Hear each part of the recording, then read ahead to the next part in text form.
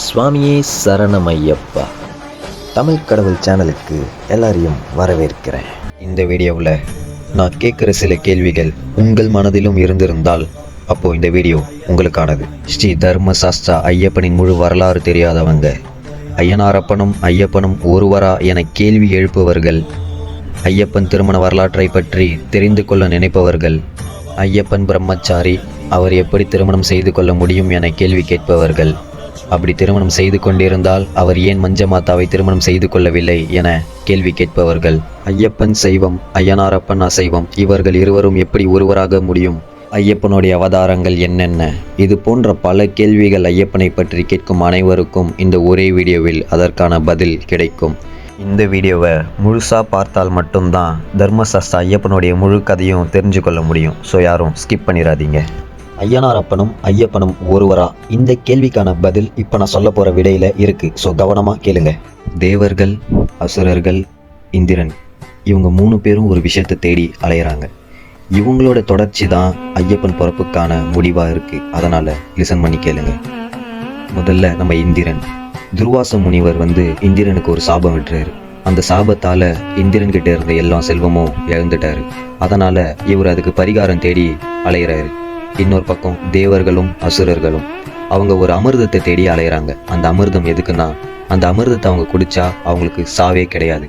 அதனால் இவங்க 3 பேருமே ஒரு விஷயத்தை தேடி அலையிறாங்க. இது எங்கே கிடைக்கும்னா, பார்க்கடலில் கிடைக்குது. அந்த கடல்ல இருந்து இதை எப்படி எடுக்கிறது அப்படின்றது தான் விஷயம். இவங்க தேடுற அந்த விஷயங்கள் எல்லாமே கடலுக்கு அடியில் இருக்குது. கடலுக்கு அடியில் இருந்து இவங்க தேடுறது எல்லாத்தையும் எடுக்கிறதுக்கு ஒரே ஒரு விஷயம் தான் பண்ண முடியும். அந்த கடலை கடையணும். அந்த கடலை கடைஞ்சா இவங்க எதிர்பார்க்குற எல்லா விஷயமும் கிடைக்கும். அதனால் இவங்க என்ன பண்ணுறாங்கன்னா, தேவர்களும் சரி அசுரர்களும் சரி 2 பேருமே ஒன்று சேர்ந்து அந்த கடலை கடையிறாங்க. எதை வச்சு கடையிறாங்கன்னா, மெருமலைன்னு ஒரு மலை இருக்குது. அந்த மலையை வைத்தும் அப்புறம் வாசுகி என்ற ஒரு பாம்பு, அந்த பாம்பை வச்சு மலையை கடையிறாங்க.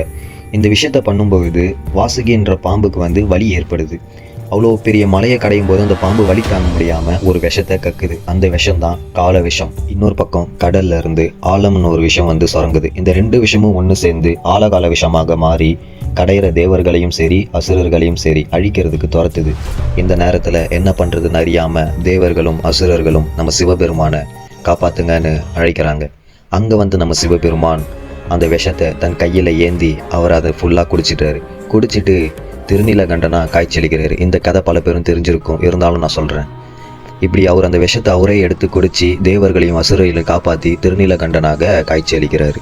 பல பேரும் பார்த்துருப்பீங்க, நம்ம சிவபெருமானோட கழுத்து நீல கலரில் இருக்கும். அதுக்கு காரணம் இதுதான். சிவபெருமான் காப்பாற்றியதற்கு பிறகு தேவர்களும் அசுரர்களும் திரும்ப பார்க்கடலை கடையிறாங்க. திருப்பார்கடலை கடையும் போது அங்கிருந்து இந்திரனின் செல்வங்களான சங்கநிதி, பதுமநிதி, சிந்தாமணி, ரதி, லக்ஷ்மி, அகலிகை, இந்திராணி, 66,000 அரம்பாஸ்திரங்கள், காமதேனு, கற்பக விருட்சம், ஐராவதம், உச்சை சிரவம் முதலானவை திருப்பார்கடலிலிருந்து வெளிவருகிறது. இதில் இந்திரன் எதிர்பார்த்த செல்வங்கள் எல்லாமே கிடைச்சிருச்சு. ஆனால் தேவர்களும் அசுரர்களும் எதிர்பார்த்த அந்த அமிர்தம் மட்டும் கிடைக்கவில்லை. அதனால் மனம் சோர்வடைந்த தேவர்களும் அசுரர்களும் சோர்வுற்று இருக்காங்க. அப்போது தேவர்கள் மட்டும் விஷ்ணுவிடம் சென்று பிரார்த்தனை செய்கிறாங்க, அமிர்தம் அந்த கடல்லேருந்து கிடைக்கலன்னு. இவங்க பிரார்த்தனை செய்கிற நேரத்தில் அந்த பார்க்கடல்லேருந்து இவங்க தேடின அந்த அமிர்தம் வெளியில் வருது.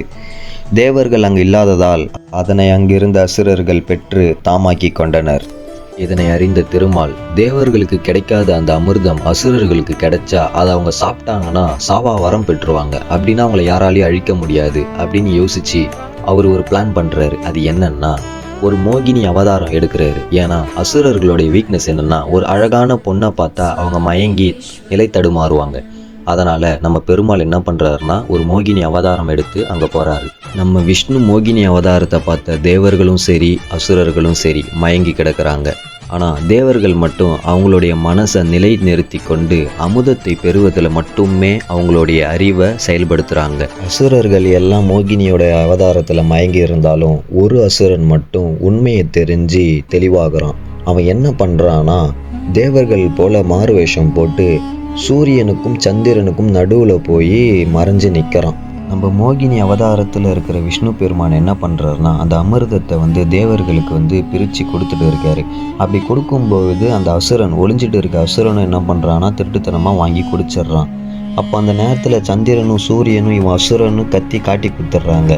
உடனே மோகினி அவதாரத்தில் இருக்கிற நம்ம விஷ்ணு கோபம் கொண்டு அவர் கையில் இருந்த அகப்பையை எடுத்து தலையிலே அடிச்சிடுறாரு. அப்போ அந்த அசுரனுடைய தலை தனியாகவும் உடல் தனியாகவும் விழுந்தது. அந்த அசுரன் வந்து அமுதம் குடிச்சதுனால அவன் சாகலை. அவனுடைய தலையும் கையும் பார்த்தீங்கன்னா பற்பர தேசத்தில் போய் விழுது.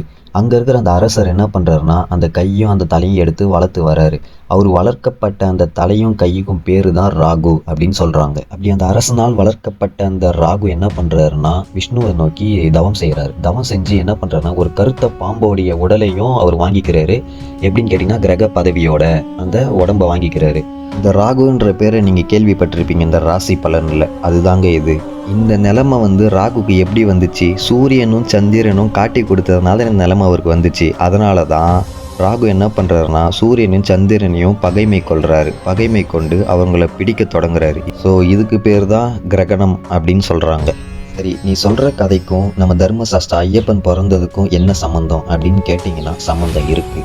நம்ம விஷ்ணு பகவான் தேவர்களை காக்கிறதுக்காக மோகினி அவதாரம் எடுத்ததை நம்ம பார்த்தோம். இதை தொடர்ந்து நம்ம சிவபெருமானை நோக்கி ஒரு அசுரன், அவன் பேர் பத்மாசுரன், அவன் என்ன பண்ணுறான்னா சிவபெருமானை நோக்கி தவம் இருக்கான்.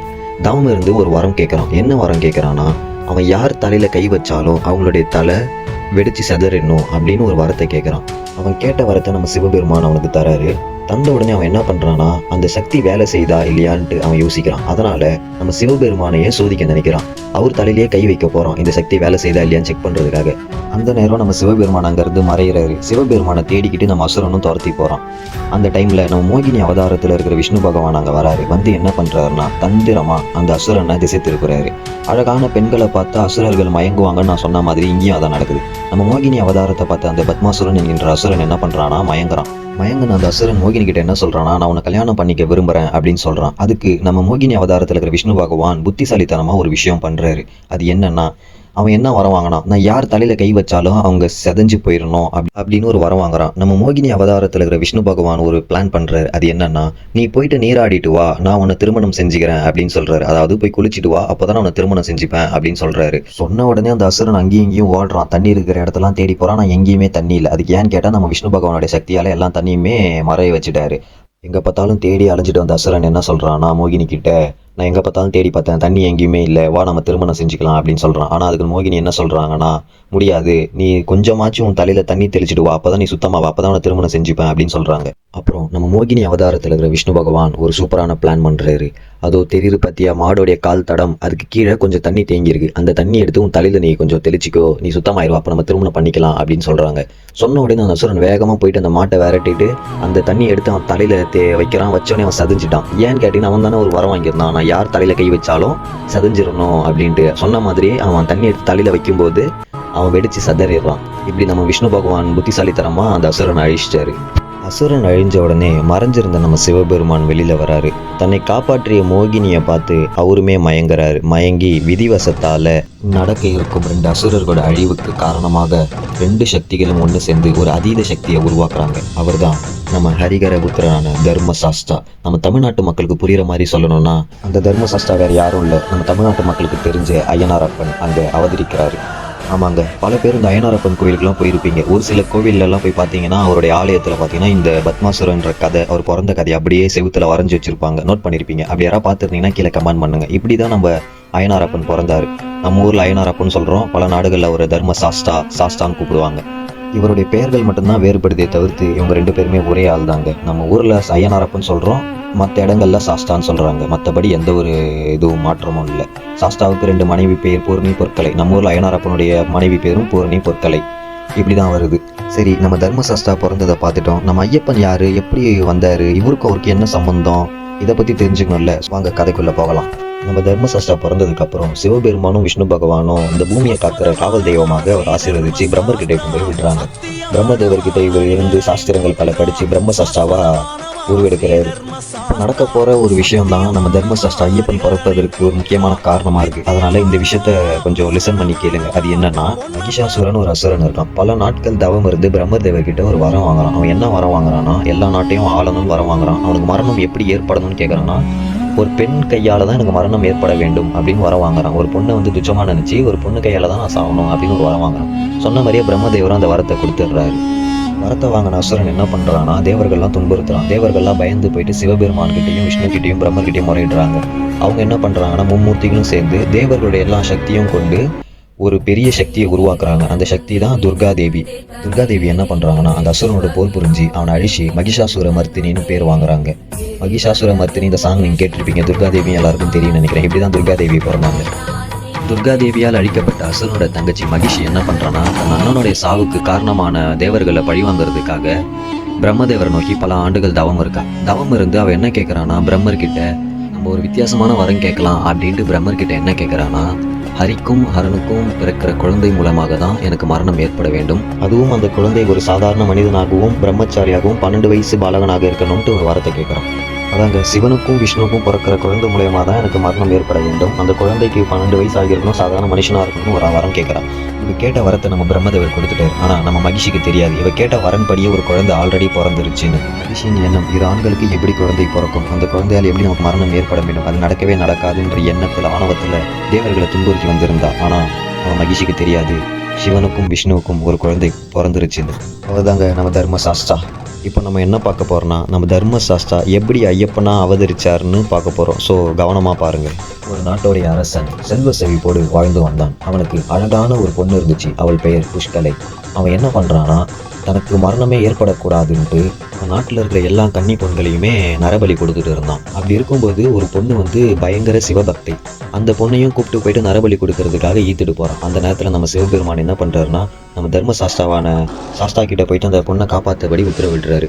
உடனே நம்ம தர்மசாஸ்திரா என்ன பண்ணுறாருனா அதாவது நம்ம ஐயனாரப்பன் என்ன பண்ணுறாருனா போயிட்டு அந்த சிவபக்தியான அந்த பொண்ணை பத்திரமா காப்பாற்றி எடுத்து போய் சேர்த்துடுறாரு. இவர் அந்த அரசன் கிட்ட போயிட்டு தண்டனை கொடுக்கறதுக்காக போகிறாரு. அந்த அரசன் என்ன பண்ணுறான்னா செஞ்ச தப்பெல்லாம் உணர்ந்து மன்னிப்பு கேட்குறான். மன்னிப்பு கேட்டது மட்டும் இல்லாமல் அவனுக்கு இருக்கிற ஒரே பொண்ணு அந்த புஷ்கலையை நீங்கள் தான் திருமணம் செஞ்சுக்கணும்னு வேண்டுறான். அப்படி அந்த அரசன் வேண்டினபடியே நம்ம சாஸ்தா என்ன பண்ணுறோன்னா புஷ்கலையை திருமணம் செஞ்சுக்கிறாரு. நம்ம ஆரியங்காவு கோவிலில் நம்ம சாஸ்தாவும் புஷ்கலையும் காய்ச்சலிக்கிறாங்க. அந்த கோவில் வரலாற்றை நம்ம நெக்ஸ்ட் வீடியோவில் பார்க்கலாம். இதனை தொடர்ந்து மகரிஷின்னு ஒரு முனிவர் இருக்கார். அந்த முனிவருக்கு 2 பெண் குழந்தைகள். அந்த 2 பெண்ணுக்குமே கல்யாணம் ஆகவே இல்லை. அதனால் அந்த 2 பெண்கள் என்ன பண்ணுறாங்கன்னா ஹரியோட புத்திரனான தர்மசாஸ்தாவை கல்யாணம் பண்ணுறதுக்காக கல்யாண விரதம் இருக்காங்க. இவங்க விரதப்படி நம்ம விஷ்ணு பகவான் காய்ச்சலித்து உங்களுடைய ஆசைகள் அடுத்த ஜென்மத்தில் நிறைவேறணும் அப்படின்னு ஆசி வழங்குறாரு. இவருடைய ஆசீர்வாதம் படியே 2 பெண்களும் அடுத்த ஜென்மத்தில் 2 நாட்டு அரசர்களுக்கு மகளாக பிறக்கிறாங்க. ஒரு நாட்டுடைய அரசனுடைய பொண்ணான புஷ்கலியை இப்போ திருமணம் செஞ்சதா நம்ம பார்த்தோம். அதே போல் இன்னொரு நாட்டு மலையாள தேசத்தில் ஒரு அரசனுடைய பொண்ணான பூரணியை ஒரு திருமணம் செஞ்சுக்கிறாரு. அப்படி திருமணம் செஞ்ச செய்தி நம்ம புஷ்கலையோடைய அப்பாவுக்கு அரசனுக்கு தெரிய வருது. அதனால இவர் என்ன பண்றாருன்னா அவருடைய மகளான புஷ்கலியை கூப்பிட்டு நடந்ததை கேட்கிறாரு. அதுக்கு அவங்க மகள் என்ன சொல்றாங்கன்னா இது எல்லாம் விதிவசத்தால நடக்குது அப்படின்ட்டு அவங்க சாதாரணமா எடுத்துக்கினாங்க. ஆனா அவங்க அப்பா கோவத்துல என்ன பண்றாருன்னா நம்ம சாஸ்தாவை சபிக்கிறாரு. என்னன்னு சபிக்கிறாருன்னா நீ தெய்வமா இருக்கிறதுனால தானே இந்த தப்பை செஞ்ச, அதனால நீ அடுத்த ஜென்மத்துல சாதாரண மனுஷனா பிறந்து பிரம்மச்சாரியா இருப்ப அப்படின்னு சாபம் விட்டுருவாரு.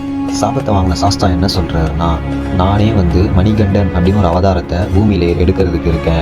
உன்னுடைய சாபம் அது என்னை இன்னும் கொஞ்சம் ஈஸி ஆக்கிருச்சு. அடுத்த ஜென்மத்தில் நீ பந்தல நாடு அரசனாக ஆட்சி புரிவ. உனக்கு மகனா நானே வருவேன். நீ என்னை பாசம் காட்டி வளர்ப்ப. என்னுடைய அவதார நோக்கத்துக்கு நீ ஒரு காரணமா இருப்ப அப்படின்னு சொல்றாரு. இங்கே தாங்க நீங்க எல்லாரும் எதிர்பார்த்த நம்ம தர்மசாஸ்திரா ஐயப்பன் பிறந்த கதை உருவாகுது. இதனைத் தொடர்ந்து மகிஷியோடைய அட்டகாசம் ரொம்ப அதிகமாகிட்டே இருக்குது. நம்ம மகிஷி என்ன பண்றான்னா தேவர்கள் எல்லாரையும் போட்டு ரொம்ப துன்புறுத்துறா. ஐயப்பன் பிறக்கிறதுக்கான கரெக்டான நேரம் வந்துச்சு. நம்ம சிவபெருமான் என்ன பண்ணுறோன்னா நம்ம தர்மசாஸ்தாவை கூப்பிட்டு மகனே நீ ஐயப்பனாக அவதரிக்கும் நேரம் விட்டது. மகிஷியை அழித்து கலியுக தெய்வமாக நின்று மக்களை காத்தருள்வாய் என ஆசீர்வதிக்கிறார். ஆசீர்வதிச்சுட்டு என்ன பண்ணுறாருன்னா குழந்தை அவதாரமான நம்ம சாஸ்தா கழுத்தில் ஒரு மணி மாலையை போட்டு நம்ம சிவபெருமான் முனிவர் வேடமிட்டு என்ன பண்ணுறாருன்னா நதிக்கரையில் விட்டு வராரு. இதுக்கப்புறம் ஐயப்பனுடைய கதை எல்லாருக்குமே தெரியும் நான் நினைக்கிறேன். தெரியாதவங்க டிஸ்கிரிப்ஷனில் நான் வீடியோ லிங்க் தரேன், பார்த்து தெரிஞ்சுக்கோங்க. அது நம்ம ஐயப்பனை பற்றின முழு வீடியோவும் இருக்குது. அதே மாதிரியே வீடியோவில் தெரியுது பார்த்தீங்களா மேலே லிங்க், அந்த பாக்ஸ் அதை கிளிக் பண்ணிங்கனாலும் அந்த வீடியோக்குள்ளே போகும். ஸோ மறக்காமல் நம்ம சேனலை சப்ஸ்கிரைப் பண்ணுங்கள். அப்புறம் இன்னொரு கேள்விக்கான விடையை இந்த வீடியோ நான் சொல்லிடுறேன். அது என்னன்னா ஐயப்பன் ஏன் மகிஷியை கல்யாணம் பண்ணிக்கல அப்படின்னு கேட்டிருந்தீங்க. 2 மனைவி இருக்கிறதா சொல்கிறீங்க, அப்புறம் ஏன் மகிஷியை மட்டும் ஒரு கல்யாணம் பண்ணிக்கல? இந்த கேள்விக்கான விடை என்னன்னா நம்ம மகிஷி போன ஜென்மத்தில் என்னவா இருந்தாங்கன்னா மும்மூர்த்திகளோட அவதாரமான தத்தாத்தியருக்கு மனைவியா இந்த மகிஷி இருக்காங்க. அவங்களுடைய பேர் என்னன்னா லீலாவதி. போன ஜென்மத்தில் மகிஷியோட பேர் லீலாவதி. இந்த தத்தாத்தியர் யாருன்னா சிவன் விஷ்ணு பிரம்மர் இந்த 3 பேரும் சேர்ந்து ஒரு அவதாரம் எடுத்தாங்களே அவருக்கு பேர் தான் தத்தாத்தியர். அப்படி இவங்களுக்கு மனைவியாக இருக்கிறதுனால ஐயப்பனுக்கு மகிஷி என்னவா ஆகிறாங்கன்னா தாயா ஆகிறாங்க. அதனால தான் ஐயப்பன் மகிஷியை ஏற்றுக்கலை. மகிஷிக்கு ஏன் இந்த சாபம்னா போன ஜென்மத்தில் கணவன் மனைவியாக இருக்க தத்தாத்தியர் லீலாவதி இவங்க 2 பேருக்குள்ள ஒரு வாக்குவாதம். அது என்னன்னா இருவரில் யாருக்கு சக்தி அதிகம் அப்படின்ட்டு லீலாவதி தத்தாத்தியர்கிட்ட கேட்குறாங்க. அப்போ அவருக்கு என்ன சொல்கிறாருன்னா, எனக்கு தான் சக்தி அதிகம்னு தத்தாத்தியர் சொல்லிடுறாரு. அதுக்கு கோபமான லீலாவதி என்ன சொல்கிறாங்கன்னா, நீங்கள் மகரிஷி இல்லை மகிஷி அப்படின்னு திட்டிடுறாங்க. மகிஷினா பெண்ணெருமைன்னு அர்த்தம். அதனால் கோபமான தத்தாத்தியர் என்ன பண்ணுறாருன்னா, அடுத்த ஜென்மத்தில் நீ வந்து பெண்ணெருமையாக பிறப்பன்னு சாபம் விட்டுறாரு. அதனால தான் ஐயப்பனுடைய காலத்தில் அவங்க மகிஷியாக பிறந்து ஒரு கதை நடக்குது. அது கதை என்னன்ட்டு உங்களுக்கு தெரியும். தெரியாதவங்க வீடியோ கீழே டிஸ்கிரிப்ஷனில் கொடுத்துருக்கேன், பார்த்து தெரிஞ்சுக்கோங்க. மறக்காம நம்ம சேனலை சப்ஸ்கிரைப் பண்ணிடுங்க. நெக்ஸ்ட் வீடியோவில் இதை தொடர்ந்து ஒரு சூப்பரான ஒரு ஸ்டோரி நான் வச்சிருக்கேன். அது என்னன்னா, நம்ம பம்பா நதிக்கரையில் தான் நம்ம ஐயப்பன் பிறந்தாரு வளர்ந்தாரு நமக்கு எல்லாருக்கும் தெரியும். ஆனால் நம்ம சாஸ்தா ஐயனாரப்பன் எங்கே பிறந்தாருன்னு யாருக்கும் தெரியாது இல்லையா? அவர் பிறந்த இடம் ஒன்று இருக்குது. அதை பற்றின வீடியோவை நான் எடுத்து வச்சிருக்கேன். ஸோ மறக்காம நம்ம சேனலை சப்ஸ்கிரைப் பண்ணிங்க. அப்போ தான் அடுத்த வீடியோ உங்களுக்கு நோட்டிஃபிகேஷனில் வரும். மறக்காம அந்த ஆல் பெல் பட்டன் அமைக்கிக்கோங்க. இந்த வீடியோ உங்களுக்கு பிடிச்சிருந்துச்சுன்னா பயனுள்ளதாக இருந்தால் கீழே கமெண்ட் பண்ணுங்கள். அடுத்த வீடியோவில் சந்திக்கலாம்.